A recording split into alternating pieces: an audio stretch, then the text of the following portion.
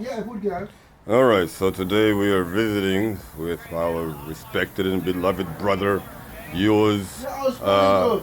Maybe Muhammad Sulaiman. Saturday night Assalamu at your alaikum wa house rahmatullahi one wa day. barakatuh. Bismillah ar-Rahman ar-Rahim. Wa sallallahu ala Muhammadin wa ala alihi wa All the sahbihi wa whole sallam Facebook, right? tasliman kathiran kathira.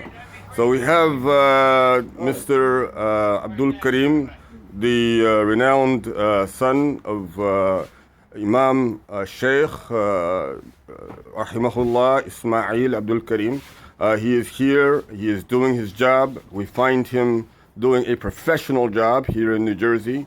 And we just want to ask him one or two questions as to what he can tell us about this professional and what he would like to extend to our communities at large as to the young Muslim urban business owners. Sir, can you tell us exactly what you would care to inform our audience of, please?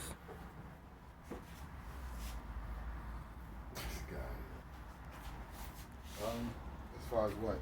What you want me to start with first? Okay, first, can you tell us something about your profession? I've been cutting hair for a long time, since the '90s. The difference between now and then is that it's more. It's more Instagram like. You have to be more Instagram, more YouTube-ish. You really have to be up to date on your styles, and it's always something different changing. So you got to go with the wave. Okay. That sounds very interesting, and can you elaborate on how well you help out your customers as far as, you know, their needs, how well you meet their needs? I like satisfying my customers, but the most thing is always having your own signature on your haircuts. I have my own signature, so I could go anywhere and cut. My cuts is totally different from any other barber.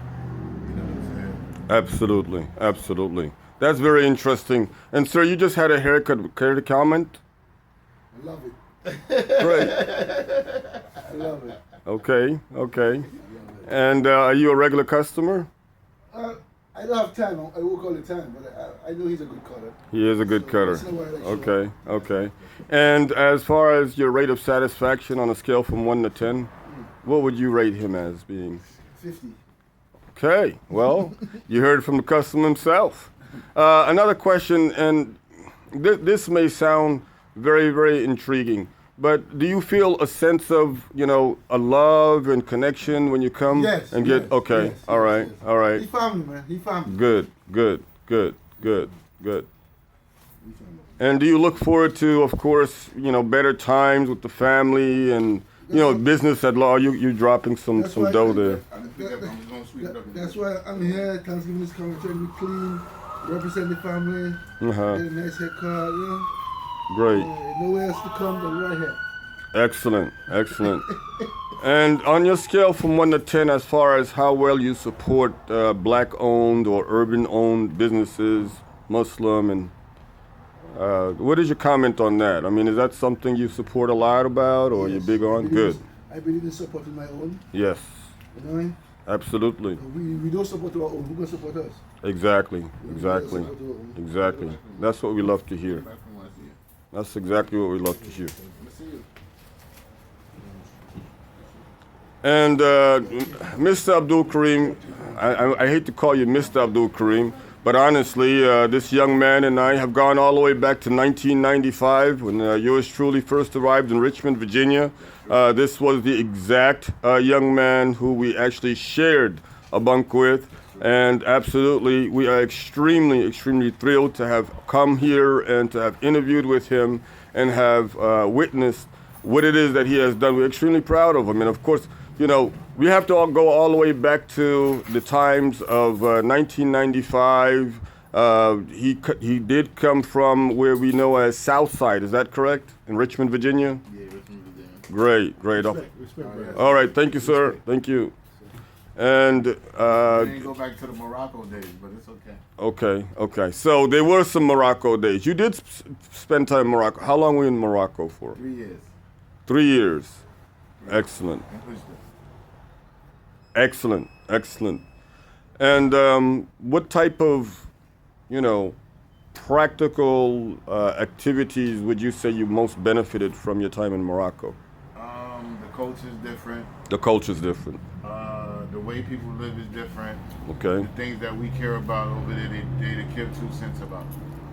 Like the materialistic things, they really care too much about that. Right, materialistic things. It's Okay. more family orientated. More family oriented. Yeah. Where they stick together as a family, Good.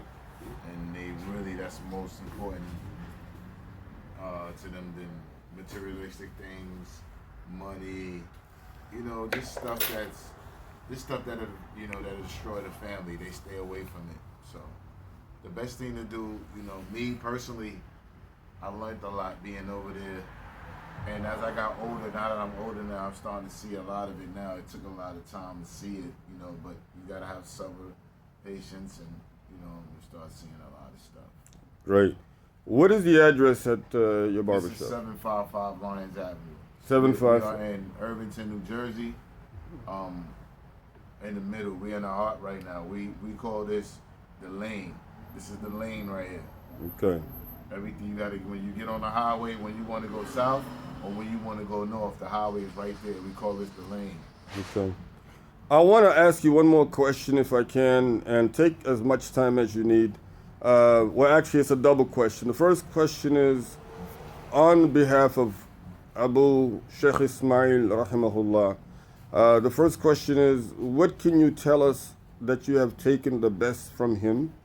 And the next question is, can you elaborate on the last event, if you may, or the last encounter that you had before he had passed away? What was the best experience that you had with him before he passed away? Before Abu passed away, I always used to go to the hospital and talk to him. And the number one thing I've always tell me is, try to work things out with your brothers and stuff like that. I do remember him saying, try to work things out with your brother and stuff like that. So as I got older, Fatah, I kind of really fell back in my position. Instead of playing big brother to you, it's like, all right, now this just needs to, now it's not pipe down and chill, you know what I'm saying? But, Abu always warned us and always gave us, different type of warnings about certain things that were going to come, and that's what he was always good at, and what should we do when these things come. Me personally, Fatah, I just feel like the older that we got, we started seeing a lot of stuff, and our upbringing is different. So me and your upbringing will be different from the other side of the family, because me and you was around each other where, we know how to, if we disagree with something, we just disagree with it, but we still brothers. You understand what I'm saying?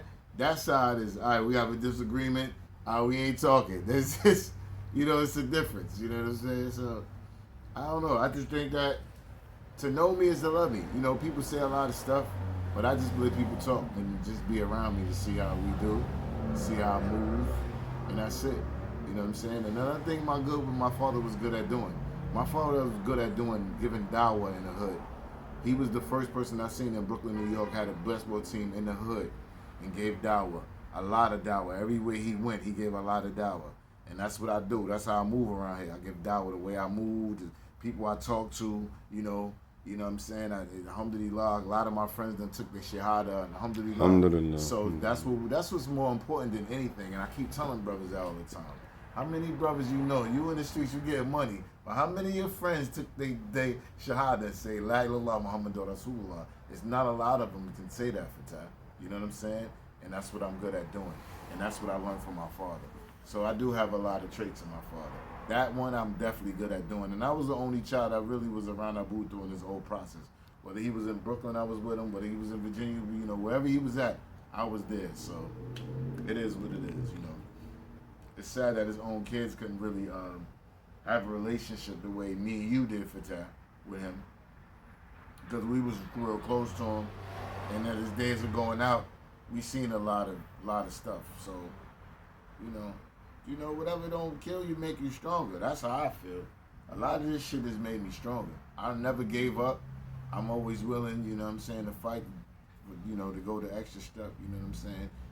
You know, I'm like you sometimes, Fatah, you know what I'm saying? Sometimes I really don't like to be bothered, but at the same time, it's like, you know, I have to, and you know what I'm saying? So it is what it is, you know what I'm saying? But one thing we got to understand is that we're gonna have to answer to Allah. You know what I'm saying? The stuff that you're doing, and you wanna overweigh your bad deeds with good. You know what I mean? That's why we kind of tell people, you know what I mean? Talk to these kids about Islam and let them know about Islam and talk to them, you know what I'm saying? And I'm good at doing that. You know what I'm saying? So that's what I've been doing. You know what I mean? The number one tough guy around here that everybody was scared of, you know, he Muslim now. Alhamdulillah. So, you know what I'm saying? Allah. You know what I'm saying? So that's what I, you know, some people look at me like, because you don't understand.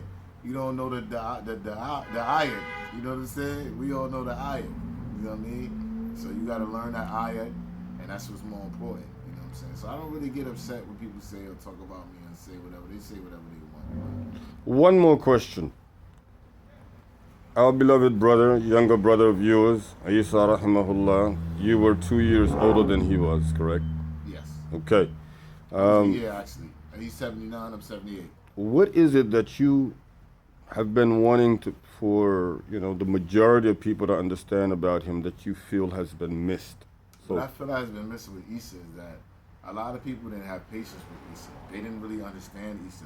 Because one time I was in the same position as Isa. I did time in jail and I came home. You would never even know this stuff, but it's true. You know, I did time in jail. I came home and it took me time to get a lot of that institutional shit out of my head to move on and you know what I'm saying, and prosper in life. A lot of people didn't really understand his situation, what he'd been through over there.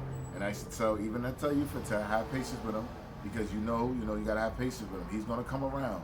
Just have patience with him. You know what I'm saying? Because I understood that. You know what I mean? I did time. You know, of course, Isa did more time than anybody I know. You know, so with that. What was the first thing that came to your mind when you found out that he had passed away? The first thing that came to me, I thought they was playing. I thought it was a joke that Isa passed away. Because I know Isa to be strong as a rock. You know, everybody could get hurt, break a bone or something. But to die is different. It's a different story. You know what I mean? The Isa that I know was built like a tank. Of course, you know when you follow their ways and they don't follow yours, it's you weakening yourself. Yeah, of course. And we know that. So he was definitely weakening himself for time.